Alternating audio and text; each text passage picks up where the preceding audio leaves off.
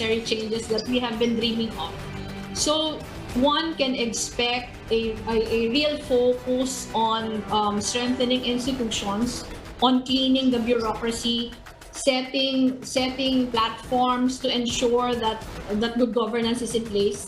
The Moreno-Ong tandem is currently in Batangas to meet their supporters and other local officials in the vote-rich province.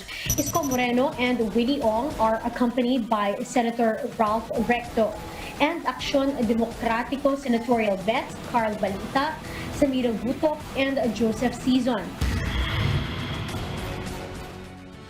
The senatorial tickets of the political parties are falling into place, but with more familiar names, including former allies and enemies, rather than new faces. Will the voters also expect the same campaign promises we discussed in this episode of The Chiefs?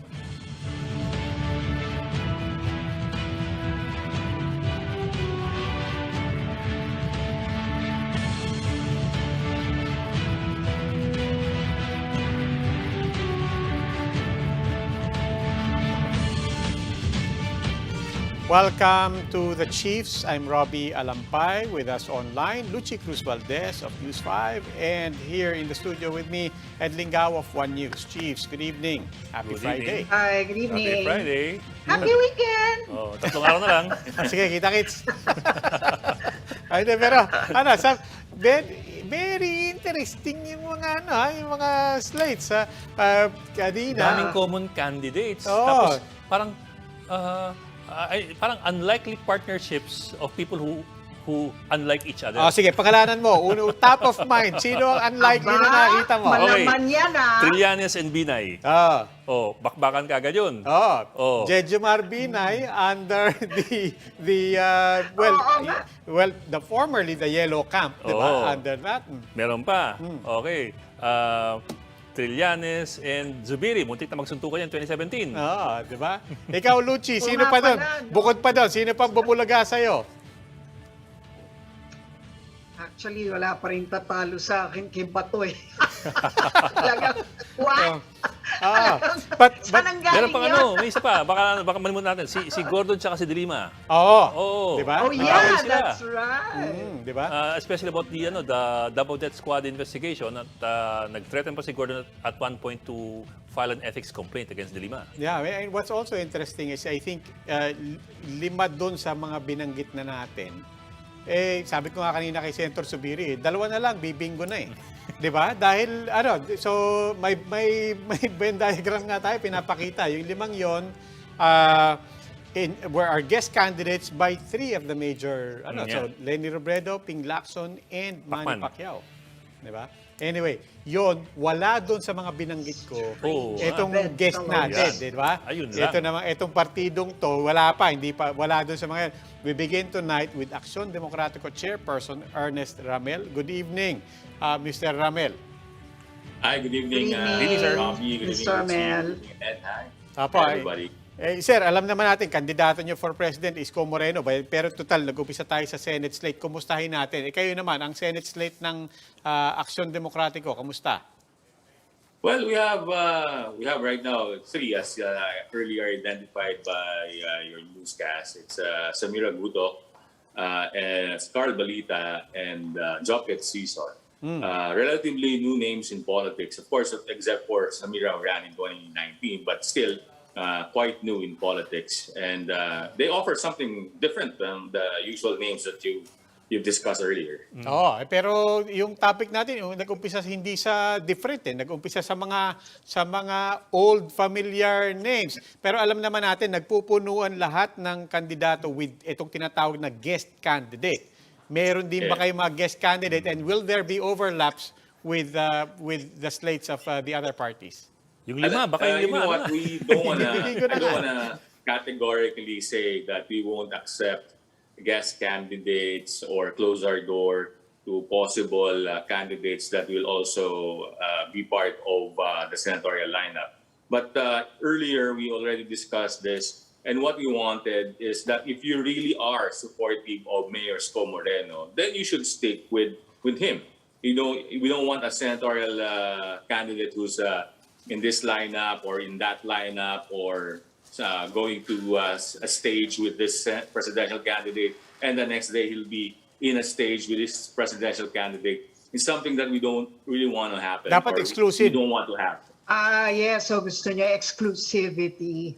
Yes. Is that how you're going to make yourselves Well, different? To a certain degree, yes, exclusivity. However, let me qualify, because the mayor already also said that he could work with anybody and everybody. So that door is open. However, let me also go back that what we have right now is a lean and mean lineup that is exclusive to us, that nobody shares.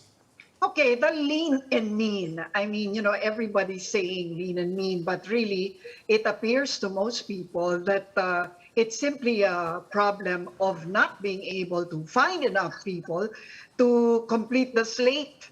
Are you feeling that kind of shortage? Tuloy nagkakaroon nga ng sharing? Yes. Or is it a function of the multiple parties that have joined the fray, as always happens anyway? Yeah. But this time, parang mas marked, no, yung kakulangan ng slate, incomplete slates. Yeah. Why is that?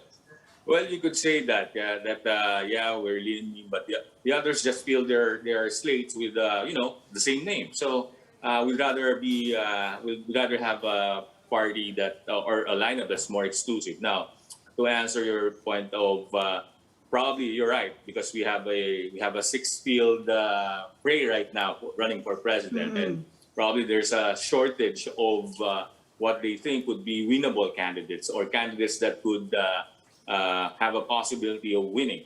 But that's what campaigns are all about. You should be able to push your candidates and help them to win, right?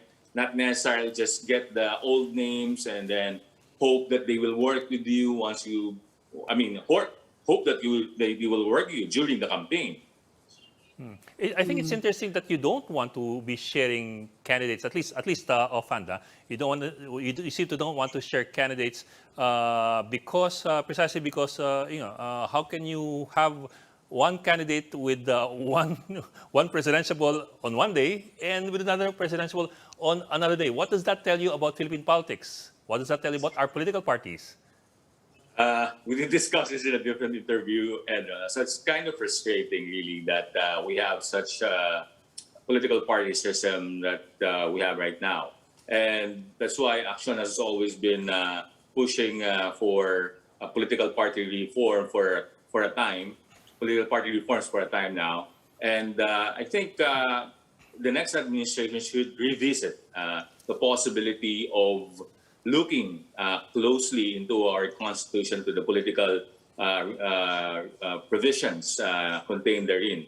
We must make changes, I think, or if not, at least amend some of our laws or pass a political party reform law. Pero sir, matagal-tagal na yan. Kasi, but the problem is kasi, of course, the administration party always sees the advantage of having turncoats because the turncoats go to them. Why will you stop the blessings from coming in? Well, that's a sad reality. But at the moment right now, we have to, of course, work with what we could work with. We want to win, of course, the 2022 elections, and we have to work with different blocks, families, clans, or people. You could directly say politicians belonging to dynasties. However, having said that, still, we at Action Democratico, we are longing for political reforms to happen, and we hope that in the next administration we'll be able to push that. Mr. Ramel, we're now joined by Ami Pamintuan of the Philippine Star. Hi, ma'am. Magandang gabi po. Evening, Mr. Ramel.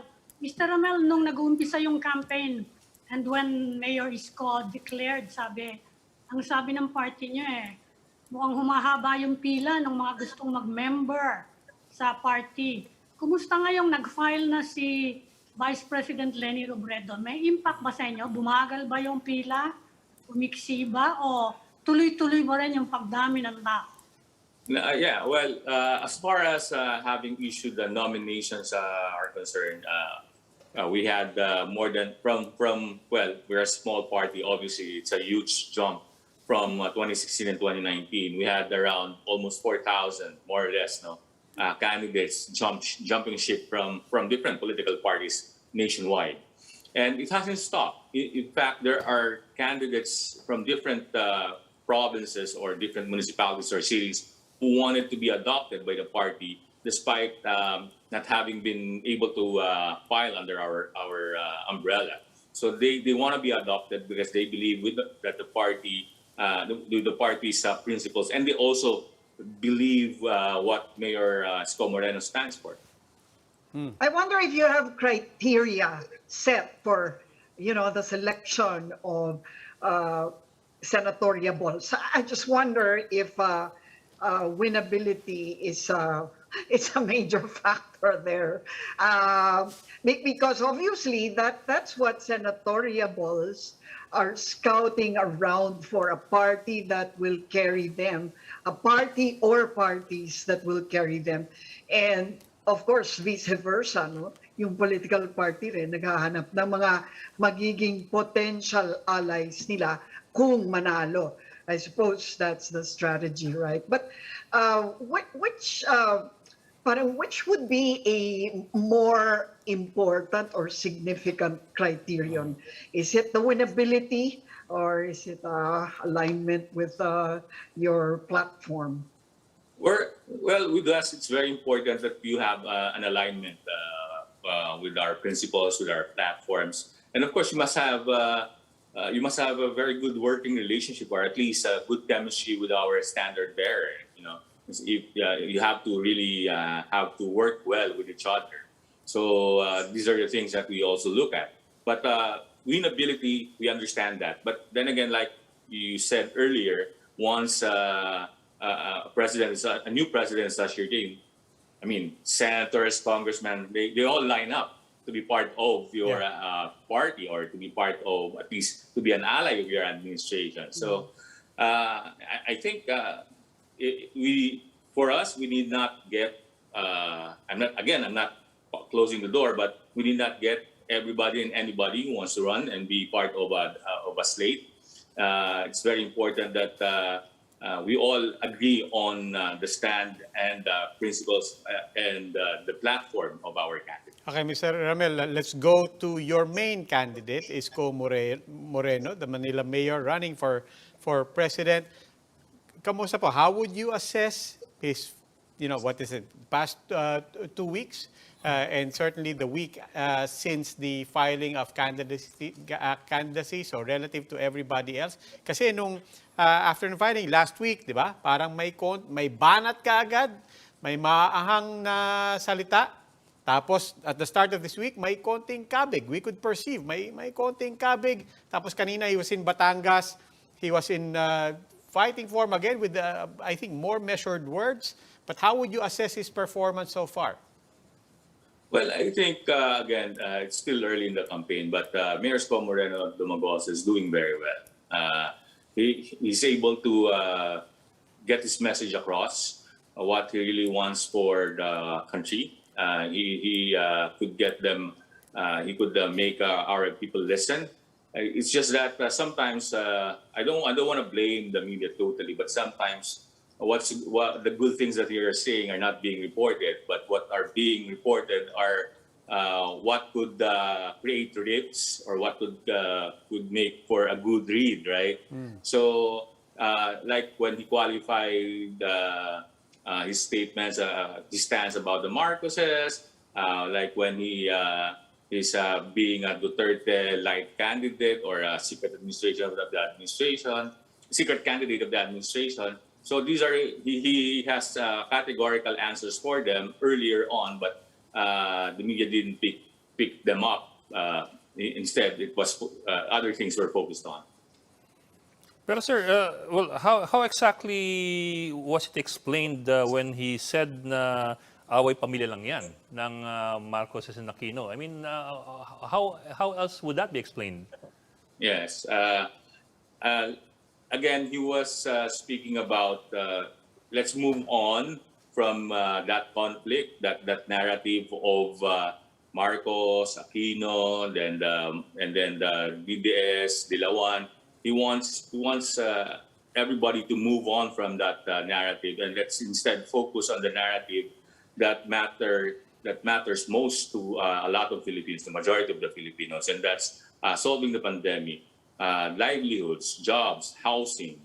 These are the things that the rising prices and then the burgeoning debt. No? These are the things that Filipinos want addressed. They want answers to this. They want bilis-kilos solutions to this. And yet, some choose to frame their narratives on the tired old issues that hasn't brought us, hasn't made the Philippines better. Sir, but from your point of view, is the recovery of ill-gotten wealth a tired old issue, or is it still a current issue? It is an issue. I mean, it is a continuing issue. Ang lagi nga natin sinasabi, kung walang ninakaw, bakit meron nakakabalik o meron tayong nababawi? So it's an issue. And like the mayor said in all his statements, we should pursue all cases that are already filed. And if there are cases that need to be filed, they should be, I mean, the wheels of justice has to go on, the rule of law should prevail. That's what he's been saying every time. He always qualifies, because sometimes when he says some words, it becomes misconstrued. So sometimes he qualifies what he earlier said, and he's been very clear with those points that all the atrocities, the human rights abuses in the martial law years, even all the transgressions of the following administrations after the Marcos years should also be held into account if needed. Yes, sir. But I do understand. I do understand your point about the Dilawans and the DDS that we want to avoid going to that anymore. But then again, he also used the word yellow tarred and Dilawan. So he reverted back to that to something precisely that you want to avoid. Right. Yeah, he just mentioned that coming from, he was kidding about what happened in 2019, that if the Liberal Party or the camp will continue on with their same strategy, the yellow tarred strategy, they might end up what he also said, in the toilet, something like that. So he said that in a lighter manner. It was a banter about the strategies that they're employing. The moral high ground, parang sila na lang ba lagi ang tama? Tayo ba na mga mahihirap, hindi tayo pwedeng maging makapagsalita at makapangatwiran? Mr. Romel, kumusta naman within the campaign team itself? Kasi nag-resign yung maraming rumors circulating around the resignation of his chief of staff, si Cesar Chavez. Ano ba talaga nangyari doon? What's the inside story? Well, there were two reasons. Number one, Cesar Chavez had an offer with the radio broadcasting company as a vice president, because the current vice president resigned and the job was offered to him. So it was a career move. Second, he also cited that he has some health issues right now, and with the stress of the campaign, it might aggravate his health condition. So he wanted to do away with that and go to something that he really loved the first time around, which is broadcasting and journalism. So hindi siya na-stress ng mga tao within the campaign? Hindi naman. In fact, may sinasabi that there was infighting between Mr. Tito Banayo and him, no? Yes. I was told, but I didn't know this, but I was told by one reporter that actually it was Mr. Chavez who recruited Lito Banayo into the fold, And as well, Mr. Lito Banayo said that inaanak niya pa nga sa kasal si Mr. Chavez. And ever since he's in government, he would recommend Mr. Cesar Chavez in various posts in government that he competently performed with. What about si Kabayan? Ano ba yung, ano talaga yun? Kasi ang dami rin chismis dyan. So, ABS-CBN daw ang nagpa-resign dahil siguro mga kalaban nabasa nga niyo, raw may isang story lumabas. Diba ganyan eh? I mean, usap-usapan lang. And it doesn't help that Mayor Isko just says, I'm not at liberty to reveal the personal reason or whatever. But ano ba talaga yun? Kasi I mean, did that have anything to do with the fact na Noli De Castro filed before VP Lenny actually declared that she was running? So is it possible that he would have run under the Liberal Party had VP Lenny declared her candidacy earlier? I just wonder if that's if To there's that some point, I think Kabayan filed on the last day, and VP Lenny announced the day before he filed, and of course prior to him agreeing to run under Action and under Mayor Scott, he had to ask permission or he had to resign from what he's currently involved with in that TV network. So I don't think that's the real story right there. Okay. And there were people saying it's all about the money. What money are we talking about? I mean, still early in the campaign, you're talking about money here. And actually, I surmise, because after he took an oath with us and after he filed, we were discussing probably going around. And I think was when we were talking about the places we're going to, the probability of going here or going there. I saw Kabayan, he was thinking, oh, okay, and he was asking, do I join? Of course, we wanted him to join. So he was a little, I don't want to say afraid, but he was having probably second thoughts of going around, and he's not young anymore. I think he's 72, and at that age, he could easily get COVID. I think he had second thoughts about going around and probably get sick with COVID-19. Something that we think that we understand. Okay. If that was his real reason. Okay, now in the meantime, Mr. Ramel, we are 1 month away from November 15. So, binabantayan pa rin ng mga tao, not just on the camp, on the Duterte side, but of course, even on the opposition side, non-administration side, whatever you want to call it, meron pa po bang usap-usapan? Are there still possibilities?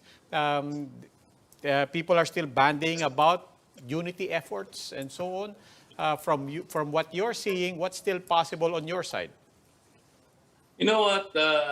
When we talk about unity, we're not closing our door, like I was saying earlier, to any and all possibility. If one would initiate talks again, why not? I mean, we could talk about, just so long as we are clear that we're going to talk about what are the issues that matter most to our people, like I said earlier, jobs, livelihood, the economy, the pandemic, and so on, solving the pandemic.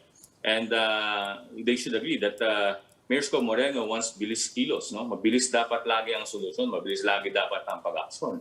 So kung tayo ay pabagal-bagal, medyo mahirap yon. And to the point, let me make another point about that unity talks earlier, since you brought it up. Initially, the invitation for the unity talks was for Mayor Moreno to run for president, and the running mate is Senator Pacquiao. That was the goal of the talks. So I was just surprised that later on it became different. It became that the vice president ran herself. So we were surprised that the initial, let's say, the initial goal of the talks is to have Mayor Moreno as the presidential candidate has now gone. Yes, sir. Sir, Do you moving agree forward, with Congressman Erice's opinion that there was some degree of intellectual dishonesty down there? Does the party agree with that?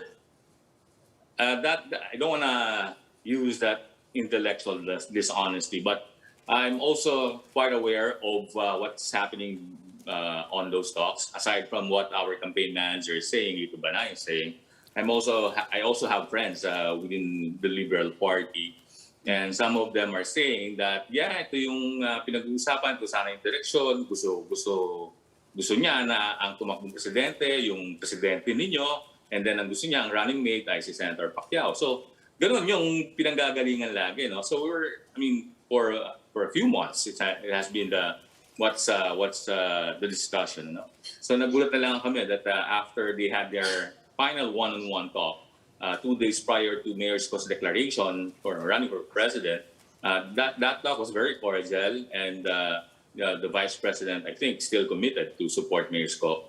But it changed suddenly a few weeks after that, and I don't think it has something to do with the Marcos stance that the vice president is saying. Although she said, in a way, yeah, yun yung dahilan.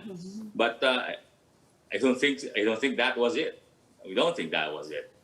Mr. Ramil, the official campaign period has not yet started, pero of course you are starting to meet with your supporters. There are gatherings. Ngayon medyo nagrereklamo yata yung DILG about the crowd dun sa Batangas. Baka daw patingnan sa IATF. What can you say about that? Kasi nung nag-file ng certificate of candidacy, meron ding mga supporters who came out in large groups near the CCP at NAPO na rin yun. What are you doing to impose a COVID discipline during that? Actually, I think I wasn't there. I just read the reports about the DILG wanting to take a look at that event. But let me ask them, why didn't they raise hell when the PDP Laban had their gathering, their convention in Pampanga, where more than 400 or 500 people were there? Why didn't they ask? Why also didn't they raise hell when some people violated the COVID protocols inside the Sofitel during the filing of Bato? No, they raised hands. There wasn't social distancing in that. In fact, they held each other's hands and they raised their hands. I mean, why didn't they question those? No, why are they now nitpicking on someone, on a candidate that is their opponent? I mean, is this a simple double standard from their end? Even when we hold oath takings in Manila, we have antigen testing, all right, and then we ensure that there's social distancing with the participants. So all protocols are being observed. So I don't know where they could go ahead and investigate if they want. I mean, if they see any wrongdoing. Sir, I'll go back to the unity talks. Moving forward, meron ba kayong mga non-negotiables? If you ever do go back to the talks, to the table, are there points or personalities na talagang pirmi na, hindi pwedeng galawin to? For example, just an example, si Isko Moreno, would you require that he still be the standard bearer? Is that a non-negotiable? It's not for me to impose on Mayor Isko Moreno. However, I'm pretty sure, 100% sure, that the president, President Isko Moreno, will not slide down to the vice presidency or any position for that matter for these elections. He will continue to run for president along with Doc Willie Ong. Doc Willie Ong is also our vice presidential candidate, and there will be no changes between those two. So sir, wala na talagang pag-asa ang unity talks? Not unless you're talking about senatorial slate. I mean, yeah, probably with the senatorial slate, you could still talk of commonalities like the vice president was saying before. There are things that we could unite about. There are things that we could create a broad coalition about. Not necessarily one sliding down, not necessarily, I mean, there are things that could be done in the next, not only until November 15, even beyond that. One of the things that Senator Manny Pacquiao today and in the past days have been more overtly aligning himself with the campaign of Leni Robredo is honestly being against a restoration of the Marcos of the Marcoses in power. Does that represent a cause, a value to which the Isko Moreno camp will align itself as well? Of course, even the party itself has been against the atrocities committed during the Marcos years. We are against what happened in martial law. We are against human rights abuses. We are against the plunders of the coffers of the country. So we are all categorically against those things. So it's something that we are very much willing to have and talk about. But how do you reconcile that with the message of the campaign for a healing presidency? Well, our standard bearers always said that the rule of law should prevail. There should be justice. And there's no healing without justice. right? So those who should be taken into account should be held accountable. And that's the stand of our presidential candidate as well. So we should unify, we should heal, but there should be justice. Sir, but doesn't that sound like the position of the Robredo camp as well? Hindi ba kayo Well, nagkakasundo dun sa I bahagi couldn't yun? agree more. I couldn't agree more. But then again, what we want to be put front and center are what are the things that are very important today. Yun yung gusto namin pag-usapan. Kasi yung pinagsimula nito was a question by a reporter during the taking na the reporter asked, "Sir, what can you say? The vice president said that the reason she ran is because of your Marcos stance." And of course, he said, yun lang ba yung dahilan? There are a lot of problems. No? Bakit para kailangan kang tumakbo? So if just your reason, I mean, come on, mas marami tayong kailangan pag-usapan na problema. Mas kailangan harapin na mamamayan natin. And these are what our standard bearers, Moreno, Dumagoso, would like to put front and center in this campaign. Not the other issues that the other parties want to carry, want to drum up. They want to go ahead and continue to dwell on those things. They could go right ahead and, carry the torch for such what you call stand or principle. But we are with that, but it's not just in the number one priority. Okay. Action Demokratiko Chairperson Ernest Ramel, maraming salamat po. Maraming salamat po. Yes, sir. Ingat po. Mr. Ramel. Thank you, guys. We'll go for a break. Please stay with us. The Chiefs will be right back.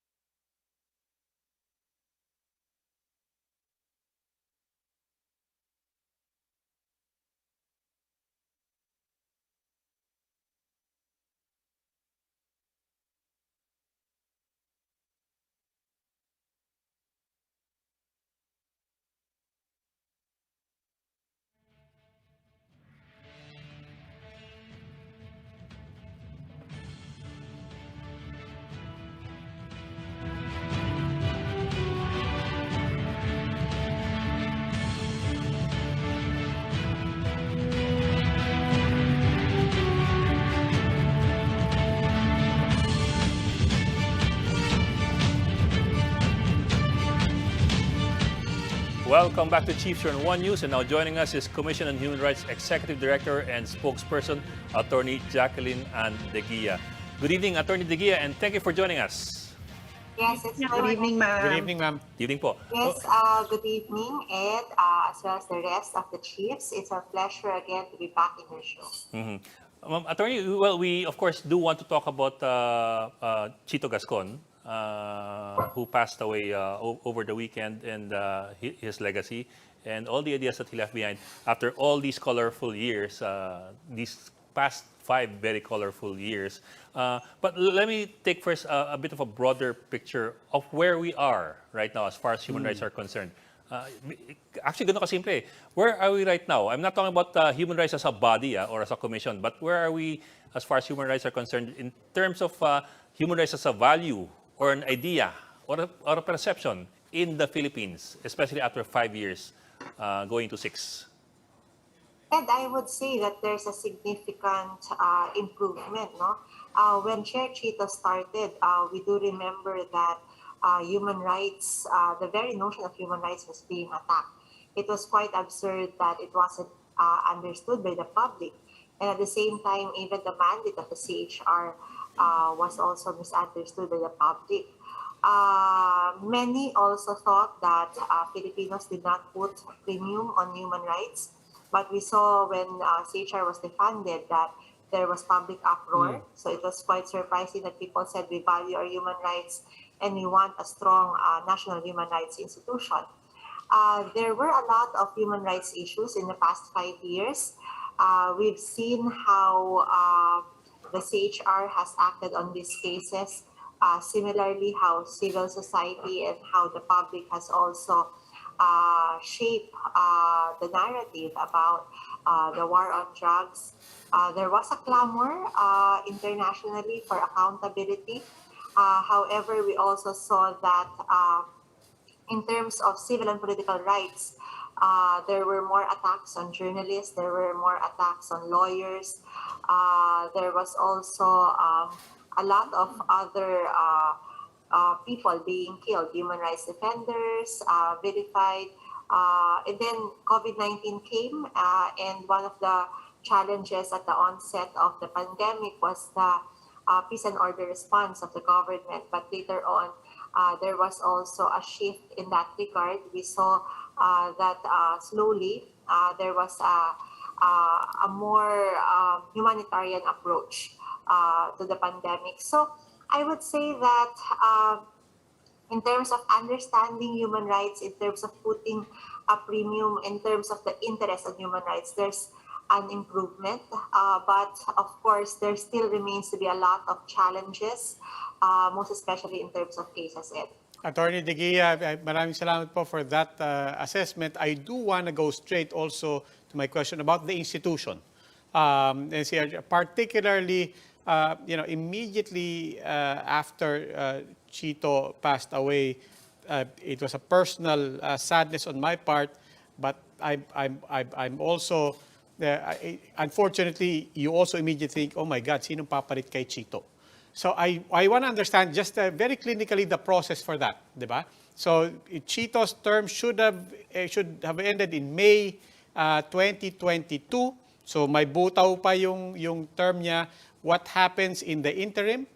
And then more importantly, in May, does that mean that President Duterte gets to name the next chairperson for the next 7 years?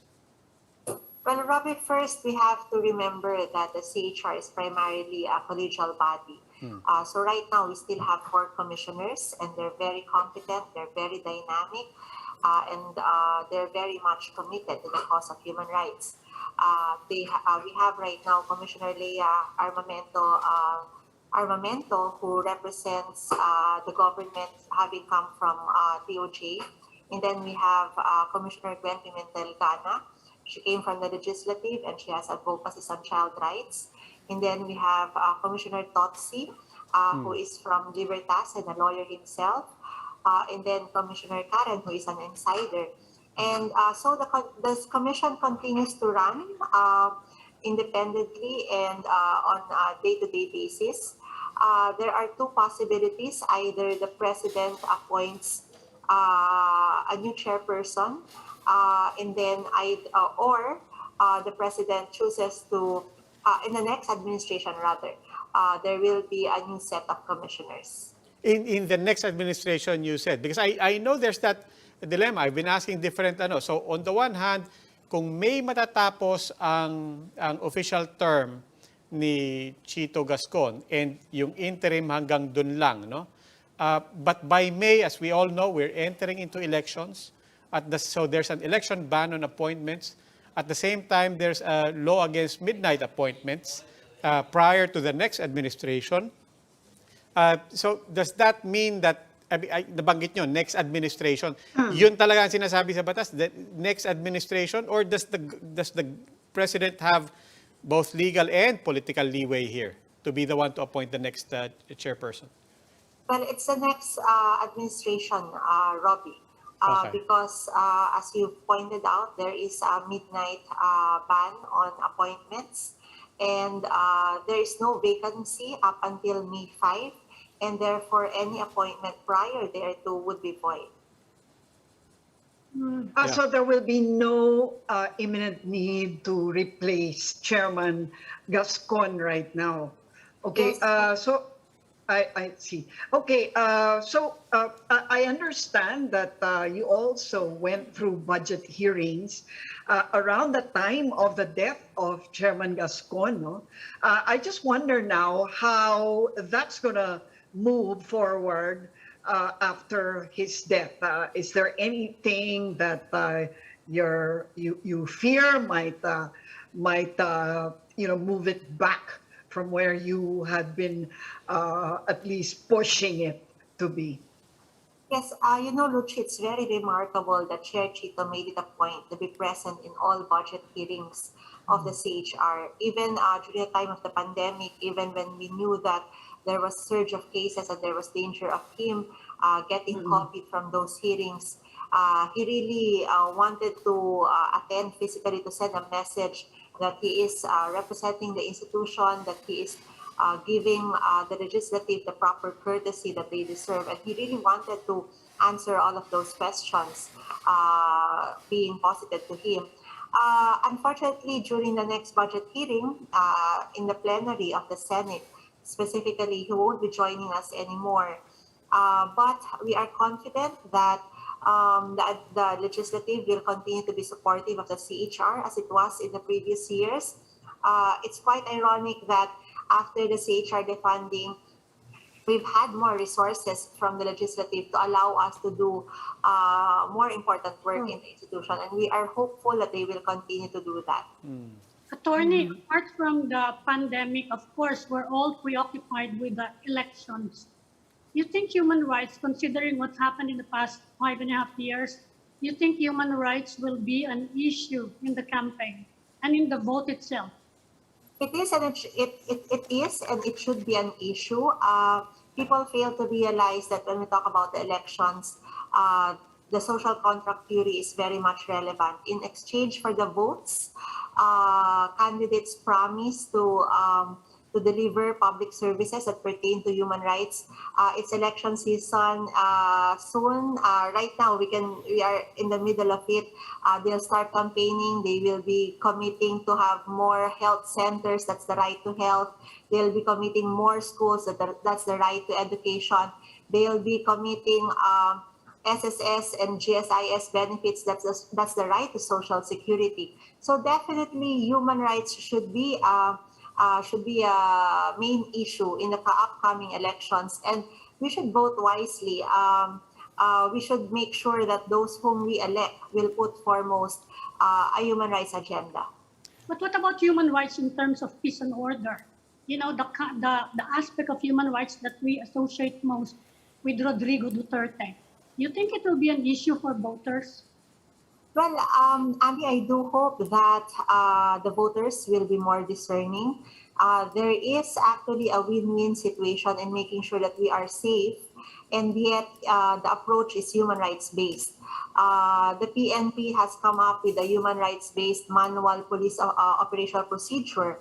And if they make sure that the rule of law is followed, that there is no arbitrariness, there are no shortcuts, there is no interpretations, their own interpretations of the law, then we can have peace and order while making sure that human rights are protected. Attorney Digia, I'm sorry to keep going back to the successor, because I'm still trying to, you've laid out the legal and constitutional parameters to appointing a permanent chairperson, but the political reality as well is this is, under this administration, if President Duterte says that, no, I want to appoint, we do have precedent for midnight appointments, even in the Supreme Court, right? And if he were to invoke that and say that, it is actually my duty and my responsibility to make sure that there is no gap. If President Duterte, under his term, appoints a what he would want to be a permanent chairperson, is there anything really that can bar him from doing that?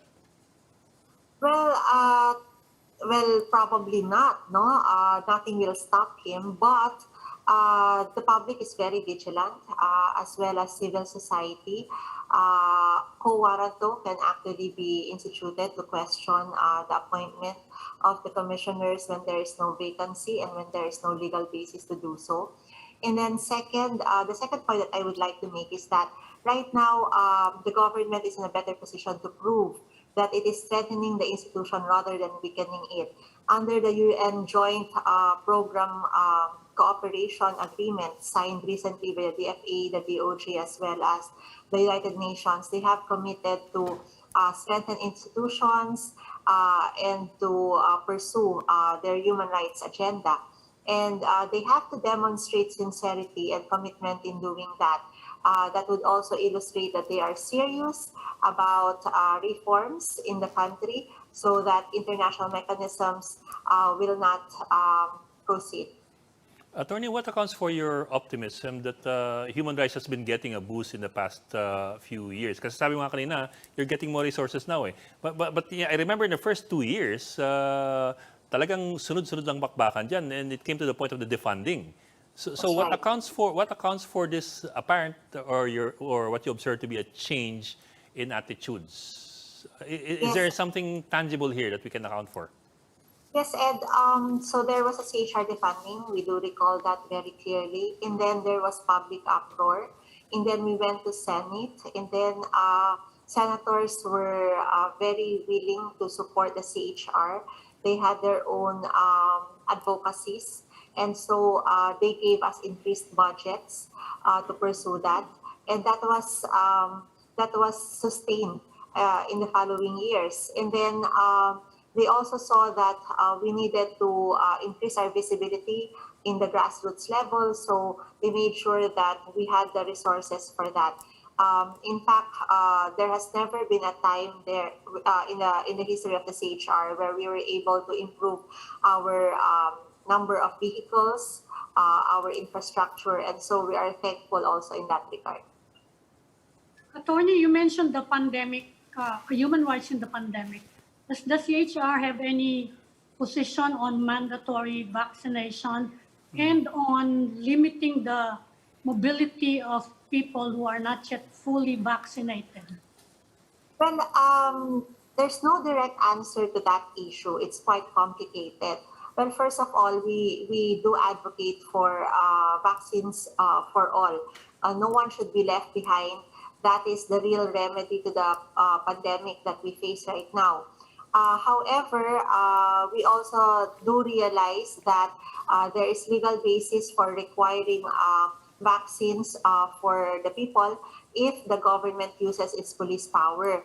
However, before it imposes its police power and makes it mandatory, the question that has to be answered by the government is that, is it actually available in sufficient number and quality, and is it accessible to all? Because it would be unfair for the public at large if, for example, they are prohibited from going to places or from accessing public services or even from having work.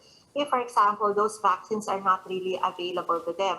And then if, for example, we reach that point where vaccines are sufficient in quantity and quality and is accessible, then there must be exceptions to the general rule.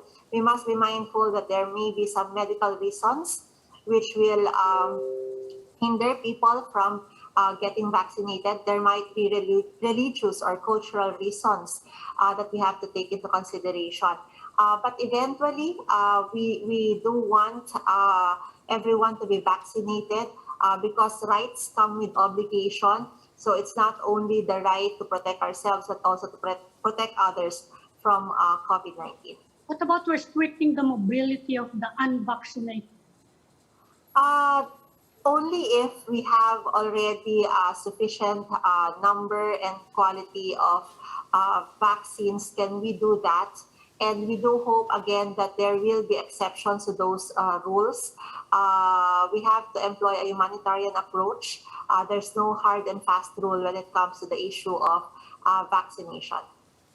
So you mean to say that in the matter of vaccines, that being an anti-vaxxer may not be something that the CHR will support? I mean, isn't that a legitimate choice? I mean, it's not necessarily immoral. Yes, Lucy, on an individual level, any person can actually decide on his or her own whether they want to be vaccinated. But of course, say for example, you want to access certain places, then if it happens to be private, then that private company can actually impose that, and then it will be your choice whether you want to go in or whether you want to go inside that establishment. Chair Chito, I remember in the last budget hearing, likened it to a driver's license. No, so in that regard, it's actually something that you can access on your own voluntarily. But of course, because it protects public interest, then it's something that you choose to or not choose to, but it has its intended consequences. Well, what about the reason that anti-vaxxers usually have, that they don't trust the vaccines? It's Well, as simple as that. yes, yes, It's a lack of trust in the yes, safety of the we vaccines. do respect those opinions. It's their body, and they have the right not to be injected ultimately. But of course, it would have consequences in terms of their accessing some public services provided by the government. We do hope, though, that they will not be subjected to discrimination. That's also something that we've been emphasizing in the past. So you're saying it's not making the vaccination mandatory, but well, basically you don't get as much freedom to move around if you Yes, it's don't more get of like vaccinated. it's still a choice at the end of the day. That's an individual right. However, at the public or government level, we do recognize that the government actually can exercise its police power in the name of public health. But again, as I mentioned a while ago, before they do that, they also have an obligation to make it available and accessible. And then, as much as possible, it should not be a hard and fast rule. They should take into consideration certain exceptions, such as religious belief, medical grounds, and all that. Attorney De Guia, kanina po, gaya ng nabanggit nga ni Ed, we thank you for answering all of these questions on the institution, what's next for the CHR, the challenges that remain, not just for the CHR, but for our entire country. But we do want to spend some time to talk about Chito Gascon and his impact, his legacy. From what you could recall, and we know these were very difficult years, especially for the CHR, what was one of the lowest of the lows for Chito, but at the same time, what was something that stands out to you as a real personal high for him as the leader of the CHR? Well, the lowest of the lows was the CHR defunding. He was quietly crying at that time. He felt the burden of the institution. Of course, 800 employees depended on him. At the same time, he knew that it is an institution that stood for something bigger than him, and he felt personally responsible also for the attacks at that time. And it would have been easy for him to back down, especially because some of the attacks against him were really personal and below the belt. But I saw him standing his ground. I saw him going to work, resolute to carry on. And despite those difficulties, he rallied the entire CHR. He was relentless in pushing us to do our best and to respond to the clamor of the public. His was one of the most difficult periods of the CHR, but he rose to the challenge. And I think one of the highest points of his career was whenever we were able to help make a difference in the war on drugs. It was very difficult. It was a very difficult time for the CHR at that time to investigate all of those cases. We were overwhelmed with the rate and scale but every time we were able to reach every victim and grant financial assistance and help them, then that makes him happy. Have you started working with the ICC? Have they gotten in touch with you, and have you started cooperation on the investigation? Yes, there has been no official communication from the ICC. The ICC prosecutor, in its recent statement, emphasized that their processes are independent and separate. We shall continue our mandate. Ours is national, theirs is international, and we are hopeful that the government also will take steps to demonstrate accountability, and that can be best illustrated by pursuing seriously the UN Joint Technical Agreement.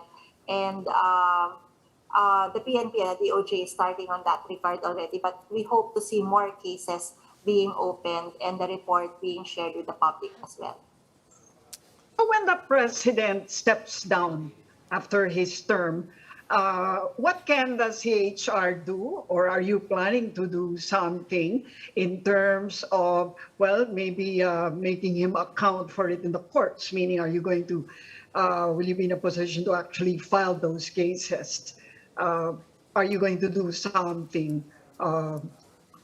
Luchi, we're going to look at the war on drugs in the lens of transitional justice, similar to what has been done for the human rights victims during martial law. So we're going to make sure that there's documentation, there's truth-telling, there's reparations, and accountability.